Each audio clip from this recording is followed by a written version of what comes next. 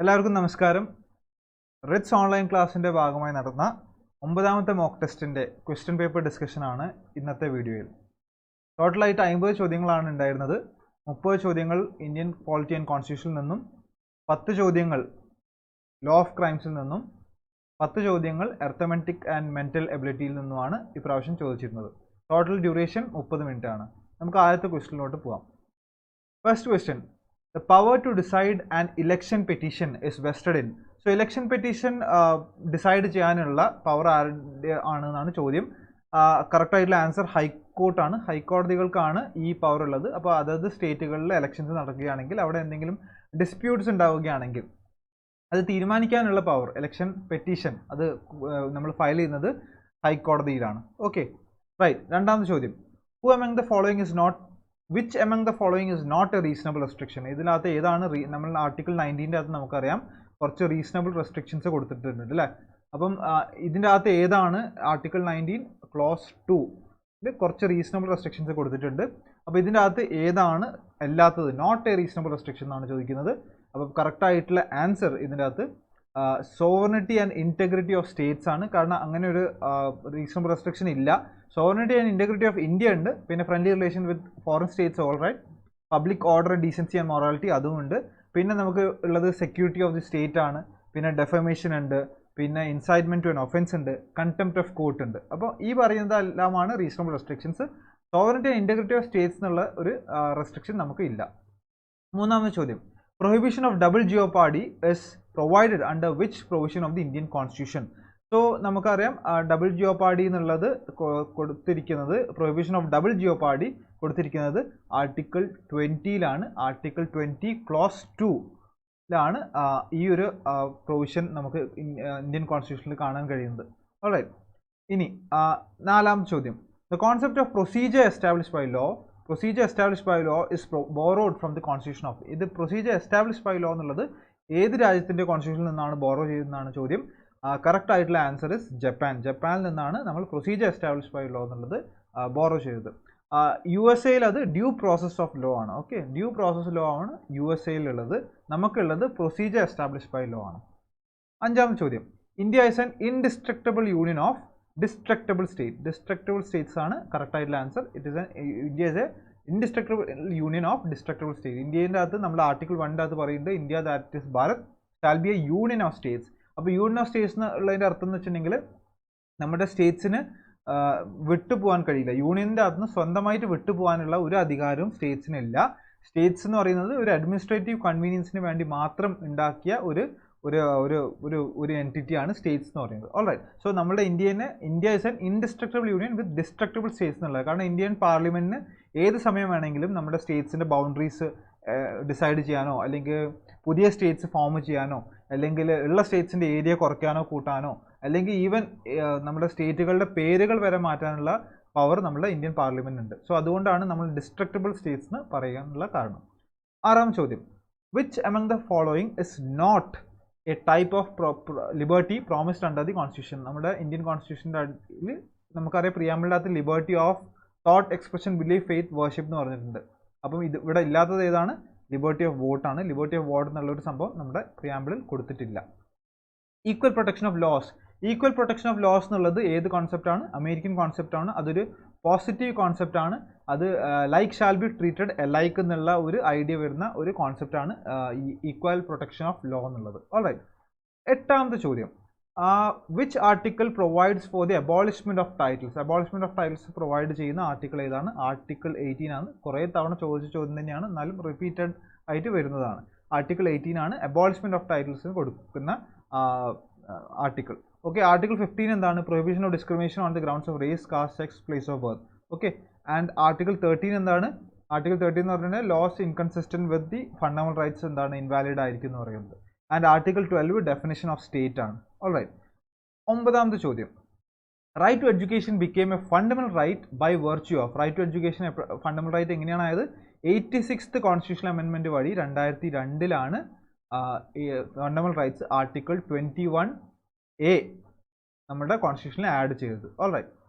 പത്താം ചോദ്യം: every person who is arrested and detained in custody shall be produced before the nearest magistrate within A period of 24 hours. 24 hours of such arrest, excluding the time necessary for the journey from the place of arrest to the court of the magistrate. അപ്പോൾ 24 hours ആണ് correct ആയിട്ടുള്ള answer. ഇത് article 22ൻ്റെ അകത്ത് വരുന്നതാണ്. 22ൻ്റെ അകത്ത് പറയുന്നുണ്ട് 24 മണിക്കൂറിൻ്റെ ഉള്ളിൽ ഒരാൾ അറസ്റ്റ് ചെയ്ത് കഴിഞ്ഞിട്ടുണ്ടെങ്കിൽ നമ്മൾ മജിസ്ട്രേറ്റിന് മുന്നിൽ ഹാജരാക്കണം എന്നുള്ളത്. ഓൾറൈറ്റ്, ഇതൊരു ഫണ്ടമെന്റൽ റൈറ്റും കൂടിയാണ്. ഇനി 14 ചോദ്യം, children below the age of 14 years, 14 വയസ്സിന് താഴെയുള്ളവർ ഇവിടെ വർക്ക് ചെയ്യാൻ പാടില്ല. ഫാക്ടറികളിലോ മൈൻ അല്ലെ ഹസാർഡസ് എംപ്ലോയ്മെന്റിലോ എൻഗേജ് ചെയ്യാൻ പാടില്ല. അതും ഒരു ഫണ്ടമെന്റൽ റൈറ്റ് ആണ്. ഇത് ഏത് ഇതിൽ വരുന്നതാണ്? ആർട്ടിക്കിൾ 24ൻ്റെ അകത്താണ് ഈ ഒരു റൈറ്റ് വരുന്നത്. ഓൾറൈറ്റ്, 12ാമത്തെ ചോദ്യം, how many types of writs are there? 5 type of writs ആണ് ഉള്ളത്. Habeas corpus, mandamus, quo warranto, certiorari and prohibition. അല്ലേ? അപ്പം ഈ 12ാമത്തെ ചോദ്യം പറയുന്നത് 5 ടൈപ്പ് റിറ്റ്സ് ആണ് നമുക്കുള്ളത്. ഇനി 13ാം ചോദ്യം, article 32 of the Indian constitution provide citizens with the right to move the supreme കോടതിയിലോട്ട് നമുക്ക് നമ്മളെ ഫണ്ടമെന്റൽ റൈറ്റ്സ് വയലേറ്റ് ആവുകയാണെങ്കിൽ സുപ്രീം കോടതിയെ സമീപിക്കാനുള്ള ഒരു റൈറ്റ് ആണ് നമ്മൾ ആർട്ടിക്കിൾ 32ൻ്റെ നമുക്കൊരു റെമഡിയാണ് അല്ലേ ഉള്ളത്. അപ്പോൾ ആർട്ടിക്കിൾ 32 പ്രകാരമാണ് നമ്മൾ സുപ്രീം കോടതിയിൽ പോകുന്നത് ഫണ്ടമെന്റൽ റൈറ്റ്സ് വയലേറ്റ് ആവുകയാണെങ്കിൽ. ഹൈക്കോടതിയിൽ ഏത് ആർട്ടിക്കിൾ വഴിയാണ് പോകുന്നത്? ആർട്ടിക്കിൾ 226 പ്രകാരമാണ് നമ്മൾ ഹൈക്കോടതിയെ സമീപിക്കുന്നത് ഫണ്ടമെന്റൽ റൈറ്റ്സ് വയലേറ്റഡ് ആവുകയാണെങ്കിൽ. ഇനി the constitution of India was adopted on 26 November 1949 നമ്മൾ കോൺസ്റ്റിറ്റ്യൂഷൻ അഡോപ്റ്റ് ചെയ്തത്. കമൻസ് ചെയ്തത് എപ്പോഴാണ്? 26 ജാനുവരി ആണ് കമൻസ്മെന്റ്. 1950 നമ്മൾ കോൺസ്റ്റിറ്റ്യൂഷൻ കമൻസ് ചെയ്തത്. ഓൾറൈറ്റ്, 15ാം ചോദ്യം, how many schedules were there? എത്ര ഉണ്ടായിരുന്നു എന്നാണ് ചോദിച്ചത്. ഒറിജിനലി കോൺസ്റ്റിറ്റ്യൂഷനിൽ എത്ര എണ്ണം ഉണ്ടായിരുന്നു? 8 എണ്ണമാണ് ഉണ്ടായിരുന്നത്. ഇപ്പം എത്ര എണ്ണം ഉണ്ട്? ഇപ്പം 12 ഷെഡ്യൂൾസ് ഉണ്ട്. Currently there are 12 schedules in the constitution. 16ാം ചോദ്യം, which article of the constitution provides for separation of judiciary from the executive? ജുഡീഷ്യറിനെ എക്സിക്യൂട്ടീവിൽ നിന്ന് സെപ്പറേറ്റ് ചെയ്യുന്ന ആർട്ടിക്കിൾ ഏതാണെന്നാണ് ചോദ്യം. ആർട്ടിക്കിൾ 50 ആണ് ആ ഒരു കാര്യം ചെയ്യുന്നത്. 17ാം ചോദ്യം, the electoral college to elect the president of India consist of? അപ്പോൾ നമ്മൾ പ്രസിഡന്റിനെ എലക്ട് ചെയ്യുന്നത് നമുക്കറിയാം ഒരു ഇലക്ടോറൽ കോളേജാണ്. അപ്പോൾ ഇലക്ടോറൽ കോളേജിലെ കോമ്പോസിഷൻ എന്താണ്? ആരൊക്കെയാണുള്ളത്? അത് elected members of both the houses of the parliament, രാജ്യസഭയിൽ ലോക്സഭയിൽ ഇലക്ടഡ് മെമ്പേഴ്സ് ഉണ്ടാവും. And the elected members of the legislative assemblies of the സ്റ്റേറ്റ്സും ഉണ്ടാവും. പക്ഷെ ഒരു കാര്യം കൂടി ആലോചിക്കണം, സ്റ്റേറ്റ്സ് എന്ന് പറയുന്നത് ഒരു രണ്ട് യൂണിയൻ ടെറിട്ടറിയും കൂടി ഇതിൻ്റെ അകത്ത് വരുന്നുണ്ട്. കാരണം അവർക്ക് ലെജിസ്ലേറ്റീവ് അസംബ്ലി ഉള്ളതുകൊണ്ട് അവരെ ഇതിനകത്ത് ആഡ് ചെയ്യുന്നുണ്ട്. ആരൊക്കെയാണ് അത് ഇതാണ് ഡൽഹിയും, ഒന്ന് നാഷണൽ ക്യാപിറ്റൽ ടെറിട്ടറി ഓഫ് ഡൽഹിയും ആൻഡ് അടുത്തത് ഇത് പുതുച്ചേരിയുമാണ്. ഓക്കെ, പുതുച്ചേരിയും ഡൽഹിയുമാണ് 2 യൂണിയൻ ടെറിട്ടറീസ് പ്രസിഡന്റ് ഇലക്ഷനിൽ പങ്കെടുക്കാൻ കഴിയുന്നവർ. Okay, right. അപ്പോൾ കറക്റ്റായിട്ടുള്ള ആൻസർ എ ആണ്. ഓൾറൈറ്റ്, ഇനി 18ാം ചോദ്യം, no person shall be eligible for the election as a president unless he is qualified for the election as a member of house of the people. നമ്മൾ ലോക്സഭയിലോട്ട് ഉള്ള qualified ആയിരിക്കണം. ലോക്സഭയിലോട്ട് ഒരു മെമ്പർ ആയിരിക്കാനുള്ള ക്വാളിഫിക്കേഷൻ ഉള്ള ഒരാൾക്ക് മാത്രമേ പ്രസിഡന്റ് ആവാൻ വേണ്ടിയിട്ട് കഴിയുള്ളൂ. പ്രസിഡന്റിനുള്ള ക്വാളിഫിക്കേഷൻ എന്തൊക്കെയാണ്? ക്രൈറ്റീരിയ എന്തൊക്കെയാണ്? അയാൾ ഇന്ത്യൻ സിറ്റിസൺ ആവണം, പിന്നെ അവൾ വയസ്സ് 35 വയസ്സായി, അറ്റ്ലീസ്റ്റ് 35 വയസ്സ് കഴിഞ്ഞിരിക്കണം. ഓക്കെ, ഇനി who among the following was the first leader of opposition Lok Sabha? ലോക്സഭയുടെ ആദ്യത്തെ ഒപ്പോസിഷൻ ലീഡർ ആരാണ്? AK ഗോപാലനാണ്. 20ാം ചോദ്യം, money and financial bill can originate only? Money and financial bill എപ്പോഴും ലോക്സഭയിൽ മാത്രമേ ഒറിജിനേറ്റ് ചെയ്യാൻ കഴിയുള്ളൂ. രാജ്യസഭയിലോട്ട് റെക്കമെൻഡേഷന് വേണ്ടിയിട്ട് അയക്കുമെങ്കിലും രാജ്യസഭ തിരിച്ച് അത് എന്തെങ്കിലും റെക്കമെൻഡേഷൻ കൊടുക്കുകയാണെങ്കിൽ ലോക്സഭയ്ക്ക് ഓപ്ഷൻ ഉണ്ട്, അത് അക്സെപ്റ്റ് ചെയ്യാം അല്ലെങ്കിൽ അത് റിജക്റ്റ് ചെയ്യാം.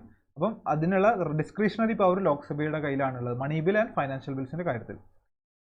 21ാമത്തെ ചോദ്യം, personal freedom is protected by which of the following? Personal freedom ഏത് റിറ്റ് വഴിയാണ് നമുക്ക് പ്രൊട്ടക്ട് ചെയ്യാൻ കഴിയുന്നതാണ് ചോദ്യം. അതിന് കറക്റ്റ് ആയിട്ടുള്ള answer option D, habeas corpus ആണ്. കാരണം ഹേബിയസ് കോർപ്പസ് നമുക്കറിയാം ഇല്ലീഗലായിട്ട് ആരെങ്കിലും ഡീറ്റെയിൻ ചെയ്യുകയാണെങ്കിൽ കോടതി പറയുകയാണ് പ്രൊഡ്യൂസ് ദ ബോഡി. ഹേബിയസ് കോർപ്പസിന്റെ അർത്ഥം പ്രൊഡ്യൂസ് ദി ബോഡി എന്നാണ്. സോ പേഴ്സണൽ ഫ്രീഡത്തിനെ പ്രൊട്ടക്ട് ചെയ്യാൻ വേണ്ടി ഉപയോഗിക്കുന്ന ഒരു റിറ്റാണ് ഹേബിയസ് കോർപ്പസ്. 22ാം ചോദ്യം, who among the following is largely credited for the introduction of public interest litigation? Pills public interest litigation ഒരു പൊതു താല്പര്യ ഹർജിയാണത്. അത് ആരാണ് ആക്ച്വലി അത് പോപ്പുലർ ആക്കിയത്? ആക്ച്വലി ഇൻട്രൊഡ്യൂസ് ചെയ്ത് പോപ്പുലർ ആക്കിയത് ആരാണെന്നുള്ളതാണ് ചോദ്യം. അത് ആക്ച്വലി ജസ്റ്റിസ് PN ഭഗവതിയാണ്. ഇന്ത്യയിലുള്ള ഒരു ഫേമസ് ആയിട്ടുള്ള ഒരു ജഡ്ജായിരുന്നു, സുപ്രീം കോടതി ജഡ്ജായിരുന്നു അദ്ദേഹം. ജസ്റ്റിസ് PN ഭഗവതിയാണ് പിൽസ് പോപ്പുലർ ആക്കിയത്. Largely credited to the introduction of the PILs PN ഭഗവതിയാണ്. ഇനി 23-ാം ചോദ്യം, mister ABC a fictitious person is age 32. In terms of his age he cannot be എന്നാണ് ചോദ്യം. അവർക്ക് എന്താവാൻ പറ്റില്ല. അപ്പോൾ നമുക്ക് ഈ പറയുന്ന ഓപ്ഷനിലുള്ള എല്ലാവരുടെയും ഏജ് അറ്റ്ലീസ്റ്റ് മിനിമം ഏജ് എത്ര ആയിരിക്കണം നമുക്ക് അറിയണം. പ്രൈം മിനിസ്റ്റർ ആവാൻ വേണ്ടിയിട്ട് നമുക്ക് ലോക്സഭയുടെ സെയിം ഏജ് ആണ്. അപ്പോൾ 25 ഇയേഴ്സ് മിനിമം ഉണ്ടാവണം. ലോക്സഭയുടെയും 25 ആയിരിക്കണം. രാജ്യസഭയിൽ എത്ര ആയിരിക്കണം? 30 വയസ്സെങ്കിലും ആയിരിക്കണം. പ്രസിഡന്റ് ഓഫ് ഇന്ത്യ ആവണമെങ്കിൽ എത്ര ആയിരിക്കണം? 35 വയസ്സായിരിക്കണം. അപ്പോൾ ഇവിടെ ഇയാൾക്ക് 32 വയസ്സാണ്. അപ്പോൾ ഇയാൾക്ക് പ്രൈം മിനിസ്റ്റർ ആവാം, മെമ്പർ ഓഫ് ലോക്സഭ ആവാം, മെമ്പർ ഓഫ് രാജ്യസഭ ആവാം. പക്ഷെ എന്താവാൻ കഴിയില്ല, he cannot B the president of India. Option C ആണ് കറക്റ്റ് ആയിട്ടുള്ള answer. In which case did the Supreme Court hold that the preamble is a part of the Constitution and they together with the fundamental rights are subject to the amending powers of the Parliament provided the basic structure is not destroyed. അപ്പം preamble ഒരു Indian കോൺസ്റ്റിറ്റ്യൂഷൻ്റെ ഭാഗമാണെന്നും and fundamental rights പാർലമെന്റിന് ഏത് ഭാഗം വേണ്ട amend ചെയ്യാമെന്നും പക്ഷേ basic structure destroy ചെയ്യാൻ പാടില്ല എന്ന് പറഞ്ഞ കേസ് ഏതാണെന്നാണ് ചോദ്യം. കറക്റ്റ് ആയിട്ടുള്ള answer option C, Kesavananda Bharati versus state of Kerala ആണ്. 1973 കേസാണ് ഡിസിഷൻ വന്നത്. സോ ആ ഒരു കേസിലാണ് നമ്മളുടെ preamble is A part of the constitution എന്നും പാർലമെന്റിന് ഫണ്ടമെന്റൽ റൈറ്റ്സ് എല്ലാം അമെൻഡ് ചെയ്യാമെന്നും പക്ഷേ ബേസിക് സ്ട്രക്ചർ ഡിസ്ട്രോയ് ആവാൻ പാടില്ല എന്നുമാണ് ആ ഒരു കേസിൽ പറഞ്ഞിട്ടുള്ളത്. 25-ാം ചോദ്യം, special leave to appeal by supreme court has been provide under which of the following provision? Article 136 പ്രകാരമാണ് സ്പെഷ്യൽ ലീവ് ടു അപ്പീൽ പോകാൻ കഴിയുന്നത്. ഡയറക്റ്റ് ആയിട്ട് അത് അപ്പീൽ പോകാൻ കഴിയുന്ന ഒരു പ്രൊവിഷനാണ് ഇത്. ആർട്ടിക്കിൾ 136 ഇത് കൊടുത്തിരിക്കുന്നത്.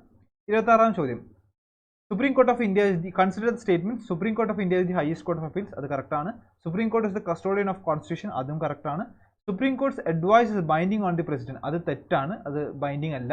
Supreme Court is empowered to appoint judges of the lower court. അല്ല, ലോവർ കോർട്ടിനെ അപ്പോയിന്റ് ചെയ്യുന്ന ആക്ച്വലി നമ്മുടെ ഹൈക്കോടതി ഗവർണേഴ്സ് ആണ്, in consultation with the high court ആണ്. അപ്പോൾ ഇവിടെ കറക്റ്റ് ആയിട്ടുള്ള ആൻസേഴ്സ് ഏതാണ്? 1 and 2 ആർ കറക്റ്റ് ആണ്. കാരണം supreme court is the highest court correct ആണ് and custodian of constitution correct ആണ്. So 1 and 2 are the correct answer. Option B. How did the directive principles of state policy differ from the fundamental rights? Directive principles of state policy and fundamental rights തമ്മിലുള്ള വ്യത്യാസം എന്താണെന്ന് ചോദ്യം. Correct ആയിട്ടുള്ള answer option C ആണ്. Directive principles are not enforceable and fundamental rights are enforceable. Fundamental rights enforceable ആണ്, directive principles are not enforceable. 28-ാം ചോദ്യം, The Supreme Court of India enjoys appellate jurisdiction enjoy ചെയ്യുന്നുണ്ട്. അത് എവിടെയാണ്? 132 മുതൽ 136 വരെ enjoy ചെയ്യുന്നുണ്ട്. Advisory jurisdiction 143 പ്രകാരം എൻജോയ് ചെയ്യുന്നുണ്ട്.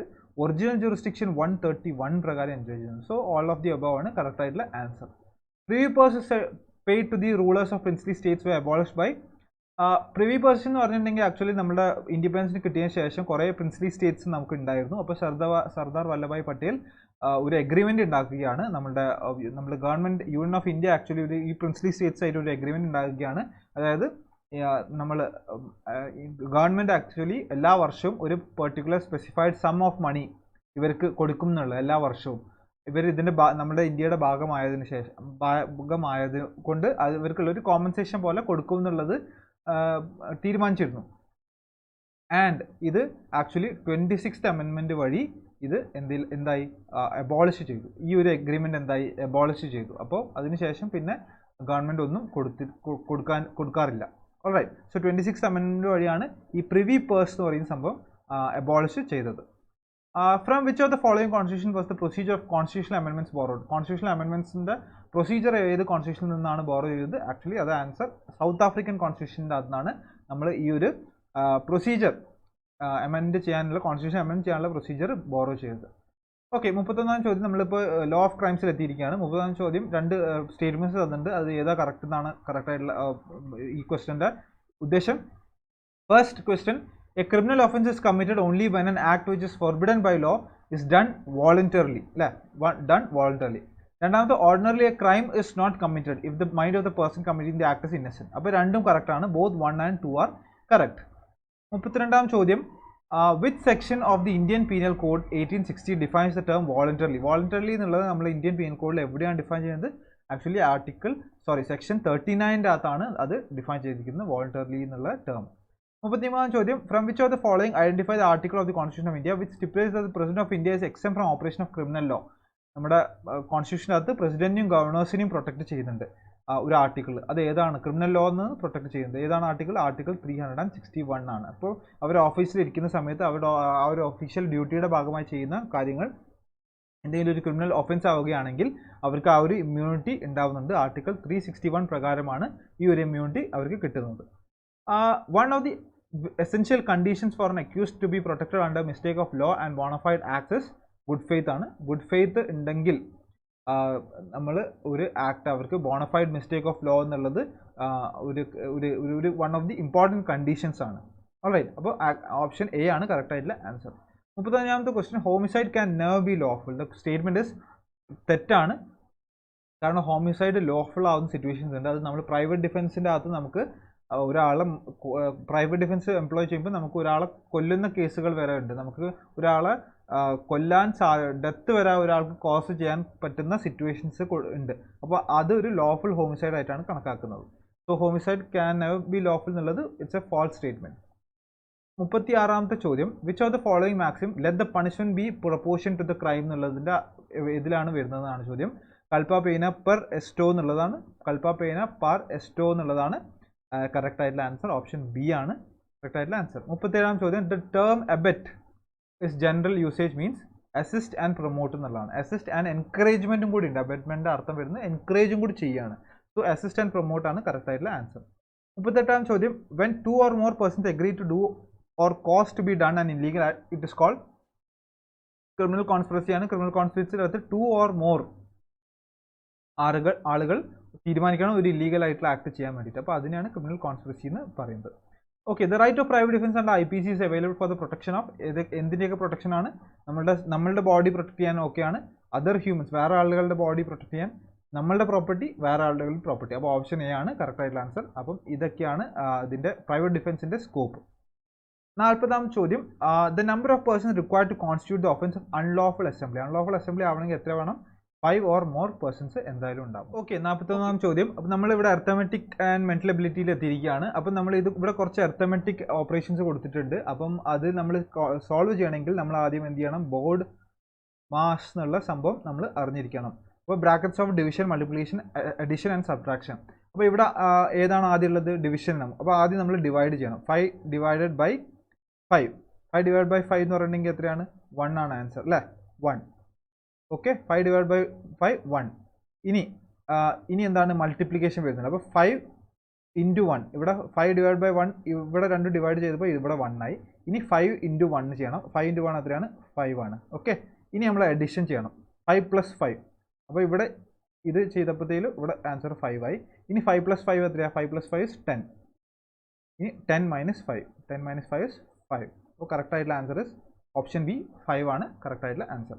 ഇനി ഓക്കെ, 42ാമത്തെ ചോദ്യത്തിൽ എത്തിയിരിക്കുകയാണ്. ഈ ചോദ്യത്തിൻ്റെ അകത്ത് ചെറിയൊരു ഓപ്ഷൻസിൻ്റെ അകത്ത് കൊടുത്തതിൽ ഒരു മിസ്റ്റേക്ക് ഉണ്ട്. ആക്ച്വലി ഇത് ഓപ്ഷൻ ബി എന്ന് പറയുന്നത് 16 ആണ് കറക്റ്റ് ആയിട്ടുള്ള ഒരു ഓപ്ഷൻ. 16 ആയിരുന്നു കൊടുക്കേണ്ടിയിരുന്നത്, അവിടെ കൊടുക്കാൻ വിട്ടുപോയതാണ്. അപ്പം ഇതെങ്ങനെയാണ് സോൾവ് ചെയ്തിട്ടുണ്ടെങ്കിൽ ഇതും ബോർഡ് മാസിൻ്റെ അതേ റൂൾ തന്നെ നോക്കണം. ഇവിടെ ആദ്യം ബ്രാക്കറ്റ്സ് സോൾവ് ചെയ്യണം. ബ്രാക്കറ്റ്സ് സോൾവ് ചെയ്യുമ്പോൾ 8 divided by 2 into ബ്രാക്കറ്റ്സ് ഏതാണ് സോൾവ് ചെയ്യുമ്പോൾ 2 plus 2 is 4.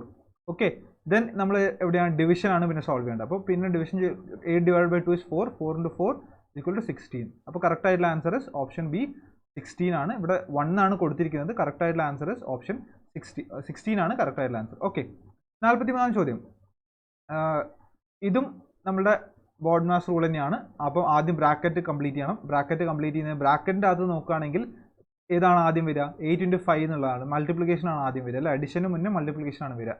So 10 plus 8 into 5 എന്ന് പറഞ്ഞിട്ടുണ്ടെങ്കിൽ it is 40. Then divided by 5 minus 5. Okay, ഇനി ബ്രാക്കറ്റിൻ്റെ ഉള്ള സോൾവ് ചെയ്യണം. അപ്പോൾ 50. 10 plus 40 is 50. 50 divided by 5 minus 5. ഇനി ഡിവിഷൻ ആണ് ചെയ്യേണ്ടത്. 50 divided by 5 is 10. 10 minus 5 is 5. അപ്പോൾ ഇതാണ് കറക്റ്റ് ആയിട്ടുള്ള ആൻസർ. ഓപ്ഷൻ ബി ആണ് കറക്റ്റ് ആയിട്ടുള്ള ആൻസർ. ഓക്കെ, 44ാം ചോദ്യം, ഇതും നമുക്ക് ആദ്യം നോക്കാം. ആദ്യം ബ്രാക്കറ്റ് സോൾവ് ചെയ്യണം. ബ്രാക്കറ്റിൻ്റെ അകത്ത് സോൾവ് ചെയ്യുമ്പോൾ 12 divided by 3 plus 16 divided by 4. Okay, into 20. Of എന്ന് പറയും ഇൻറ്റു 20. അപ്പം ആദ്യം ബ്രാക്കറ്റിൻ്റെ ഉള്ള ഡിവിഷൻസ് ഉണ്ട്. മൾട്ടിപ്ലിക്കേഷൻ ഈ അഡിഷന് പകരം ആദ്യം നമ്മൾ ഡിവിഷൻ ആണ് ചെയ്യുക. അപ്പോൾ 12/3 എന്ന് പറഞ്ഞിട്ടുണ്ടെങ്കിൽ എന്താണ്? 12/3 is 4 പ്ലസ് 16/4 is 4 into 20 എന്ന് വരും. അപ്പോൾ 4 + 4 എന്ന് പറഞ്ഞിട്ടുണ്ടെങ്കിൽ എത്രയാണ്? 8 ആണ്. 8 into 20 is 160. അപ്പോൾ 160 ആണ് കറക്റ്റ് ആയിട്ടുള്ള ആൻസർ. ഓക്കെ, ഇനി ഇവിടെ നോക്കുകയാണെങ്കിൽ ഇതും ബോർഡ് മാസിൻ്റെ അതേ സാധനം തന്നെയാണ് നടക്കുന്നത്. പക്ഷേ നമ്മൾ ബ്രാക്കറ്റ്സിൻ്റെ അകത്ത് ഓരോരോ പ്രീസിഡൻസ് ഉണ്ട്. അപ്പം ആദ്യം സോൾവ് ചെയ്യേണ്ടത് റൗണ്ടഡ് ബ്രാക്കറ്റ്സ് ആണ് ആദ്യം സോൾവ് ചെയ്യുക. പിന്നെ കേളി ബ്രാക്കറ്റ്സ് ആണ് സോൾവ് ചെയ്യുക. അത് കഴിഞ്ഞിട്ടാണ് സ്ക്വയർ ബ്രാക്കറ്റ്സ് സോൾവ് ചെയ്യുക. ഓക്കെ, അപ്പോൾ ഇതിനകത്ത് അങ്ങ് നോക്കുകയാണെങ്കിൽ നമ്മൾ ഏറ്റവും ആദ്യം ഏതാണുള്ളത്? റൗണ്ടഡ് ബ്രാക്കറ്റ്സ് ആണുള്ളത്. അപ്പോൾ 2 + 3 ആണ് ആദ്യം സോൾവ് ചെയ്യേണ്ടത്. ഇവിടെയുള്ള ഈ സാധനമാണ് ആദ്യം സോൾവ് ചെയ്യേണ്ടത്. അപ്പോൾ 1/2 സ്ക്വയർ ബ്രാക്കറ്റ് കേളി ബ്രാക്കറ്റ് -2 പിന്നെ 2 + 3. 2 + 3 എന്ന് പറഞ്ഞാൽ എത്രയാണ് വരിക നമുക്ക്? 2 + 3 is 5. Okay, and into 20 curly bracket close divide by 2 square bracket.